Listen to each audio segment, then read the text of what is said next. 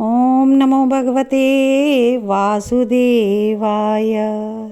आप सभी का स्वागत कृष्णा डिवोशन चैनल पर। जैसा कि आप सभी जानते हैं कि माघ का पवित्र महीना चल रहा है और अब यह मास संपूर्णता की ओर है।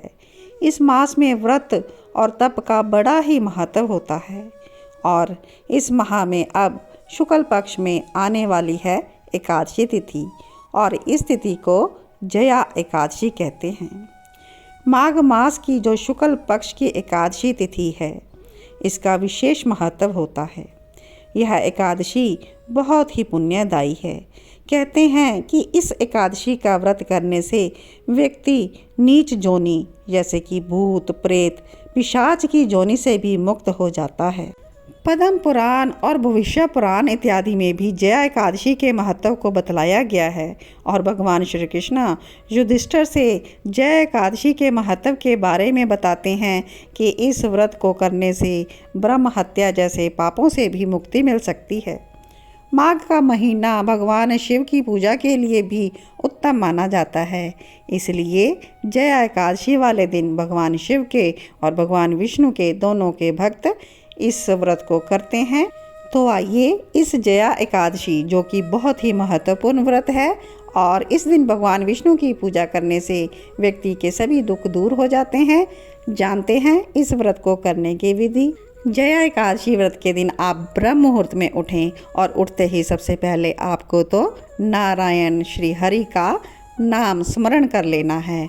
भगवान श्री हरि विष्णु को मानसिक रूप से प्रणाम करके आप व्रत का संकल्प कर लीजिए और गंगा जल युक्त तिल युक्त जल से आप स्नान आदि करें और स्वयं को पवित्र करें और इसके बाद आप भगवान श्री हरि विष्णु की पूजा करें। उन्हें पीले पुष्प, पीले फल, पीली मिठाई, धूप दीप नैवेद्य के द्वारा भगवान की आरती उतारें और प्रसाद भी वितरण करें। इस दिन विष्णु सहस्र नाम और नारायण स्तोत्र का पाठ करना शुभ माना जाता है। द्वादशी के दिन आप ब्राह्मणों को भोजन करवाकर उन्हें दान दक्षिणा दें और उसके बाद ही स्वयं भोजन ग्रहण करें। तो आइए जया एकादशी व्रत की कथा भी हम जान लेते हैं। धर्मराज युधिष्ठिर भगवान कृष्ण से बोलते हैं कि माँ के कृष्ण पक्ष की जो छठ तिला एकादशी थी, उसका तो प्रभु आपने बहुत ही सुंदर वर्णन किया। आप स्वेदज, अंडज, उद्भिज और जरायुज चारों प्रकारों के जीवों को उत्पन्न, पालन और नाश करने वाले हैं। कृपा करके मुझे इस माघ शुक्ल एकादशी का भी वर्णन कर दीजिए। इसका क्या नाम है, इसके व्रत की क्या विधि है और इसमें कौन से देवता का पूजन किया जाता है। कथा में एक खासियत यह होती है कि प्रश्नकर्ता और प्रश्न के उत्तरदाता और श्रोता तीनों की ही गति हो जाती है। तो यहाँ पर हम बिल्कुल अच्छे श्रोता बनकर इस कथा का श्रवण करें ताकि जो हमें कथा का पूर्ण लाभ मिल सके। तो युधिष्ठिर का प्रश्न सुनकर श्री कृष्ण कहने लगे कि इस एकादशी का नाम जया एकादशी है। इसका व्रत करने से मनुष्य ब्रह्म हत्या आदि पापों से छूटकर मोक्ष को प्राप्त होते हैं। इसके प्रभाव से भूत पिशाच आदि योनियों से भी मुक्त हुआ जाता है। इस व्रत को विधिपूर्वक करना चाहिए और आगे पद्म पुराण में वर्णित कथा श्रवण करवाई जा रही है। देवराज इंद्र स्वर्ग में राज करते थे और बाकी जो देवगण थे वो सुखपूर्वक स्वर्ग में ही रहते थे। एक समय इंद्र अपनी इच्छा अनुसार नंदनवन में अप्सराओं के साथ विहार कर रहे थे और गंधर्व लोग गान कर रहे थे। उन गंधर्वों में प्रसिद्ध थे पुष्पदंत और उसकी कन्या पुष्पवती और चित्रसेन तथा उसकी स्त्री मालिनी भी उपस्थित थे। मतलब कि यह जोड़े में थे और साथ ही मालिनी का पुत्र पुष्पवान और उसका पुत्र माल्यवान भी उपस्थित था। पुष्पवती गंधर्व कन्या माल्यवान को देखकर उस पर मोहित हो गई और माल्यवान पर कामबान चलाने लगी। उसने अपने रूप, लावण्य और हाव भाव से माल्यवान को वश में कर लिया। अब जो पुष्पवती अत्यंत सुंदर थी वो इंद्र को प्रसन्न करने के लिए गान करने लगी, परंतु परस्पर मोहित हो जाने के कारण उसका चित्त भ्रमित हो गया। इसलिए ना तो वो ठीक प्रकार से गान कर रही थी, ना ही स्वर ताल ठीक से कर रही थी। इंद्र इनके प्रेम को समझ गया और उसने अपना अपमान समझकर इनको शाप दे दिया। इंद्र कहता है, मूर्खो, तुम मेरी आज्ञा का उल्लंघन कर रहे हो, तुम्हें धिक्कार है। इसलिए अब तुम स्त्री पुरुष के रूप में मृत्यु लोक में जाकर पिशाच रूप धारण करके रहो और अपने कर्म का फल भोगो। इंद्र का ऐसा शाप सुना तो वो अत्यंत दुखी हुए और हिमालय पर्वत पर दुखपूर्वक अपना जीवन व्यतीत करने लगे। उन्हें गंध रस स्पर्श आदि का कुछ भी ज्ञान नहीं था।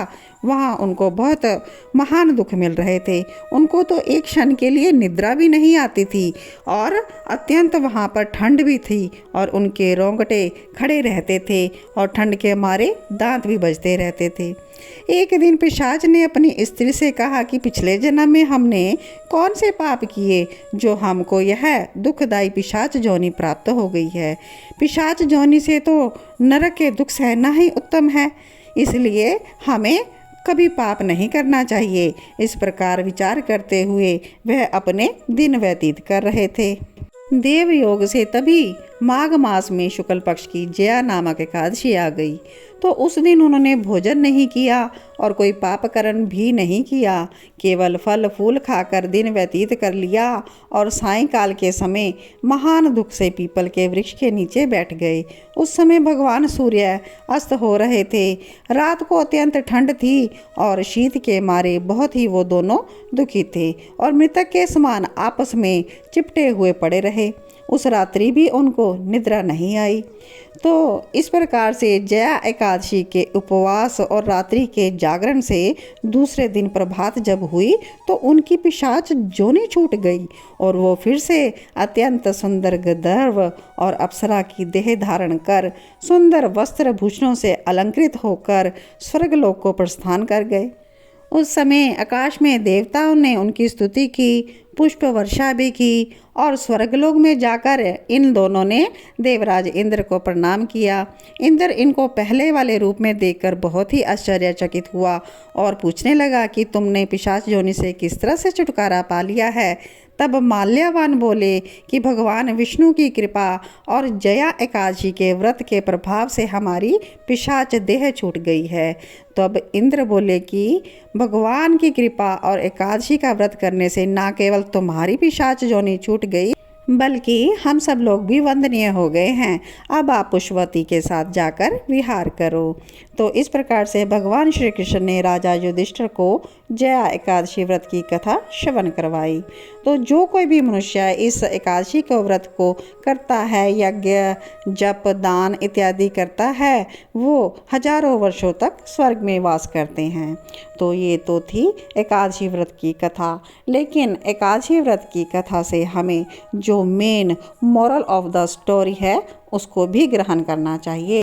हमें जो यह मनुष्य जीवन 84 लाख योनियों में भटकने के बाद मिला है, इस मनुष्य जन्म को हमें सफल कर लेना चाहिए। भगवान की पूजा उपासना करके अपने मनुष्य जीवन को सार्थक कर लेना चाहिए। इसे व्यर्थ ही स्त्री का पुरुष में आकर्षण और पुरुष का स्त्री में आकर्षण, इसमें हमें समय व्यर्थ नहीं करना चाहिए। आप जहाँ कहीं भी कार्यरत हों वहाँ अपने कार्य को पूर्ण निष्ठा के साथ निभाएं। जैसे कि गंधर्व इंद्र के अंडर कार्य कर रहे थे, लेकिन जरा सी हेराफेरी करने के कारण इंद्र ने उनको दंड दे दिया। तो आप भी इस प्रकार के दंड के अधिकारी ना बने, अपने कार्य में पूर्ण ईमानदारी करें। और ये स्त्री पुरुष का झंझट यहाँ सिर्फ इसी जोनी तक है, तो इसके चक्कर में अपने कर्मों को खराब ना करें और मनुष्य जन्म का अपना पूर्ण लाभ लें, भगवान का नाम लें और भगवत कार्यों में रुचि लगाएं। और यही एकादशी व्रत का अपने मन को, अपनी इंद्रियों को संयम करने का व्रत है। यह संपूर्ण विश्व प्रभु का है। तो प्रभु ने जो कार्य हमें दिए हैं, अपनी जिम्मेवारियां दी हैं, उन जिम्मेवारियों को हमें ईमानदारी निष्ठा से निभाना चाहिए। और धन के लालच में हमें ये बेईमानी, झूठ, धंधा, फरेबी, ऐसे कोई भी गलत कार्य नहीं करने चाहिए जिसके लिए कि हमें प्रभु का दंड भोगना पड़े और फिर से हम प्रायश्चित करें और फिर इस 84 लाख में बार बार साइकिल की तरह चक्कर लगाते रहें। तो इन सब से अगर बचना है तो आपको सिर्फ़ और सिर्फ अच्छे कार्य में मन लगाना पड़ेगा, भगवान में मन लगाना पड़ेगा। अपनी जो बुद्धि है उसको भगवान में ही जोड़ कर रखना है। तो मेरा तो बार बार यही कहना है, क्योंकि मैं तो हमेशा भगवत भक्ति का ही प्रचार करती हूँ और जीवन का जो एकमात्र लक्ष्य है वो सिर्फ़ और सिर्फ भगवान है। हम बहुत जोनियों से भटक रहे हैं और अंत में हमें भगवान में ही हम जब विलीन हो जाएंगे तभी हम शांति का अनुभव करेंगे।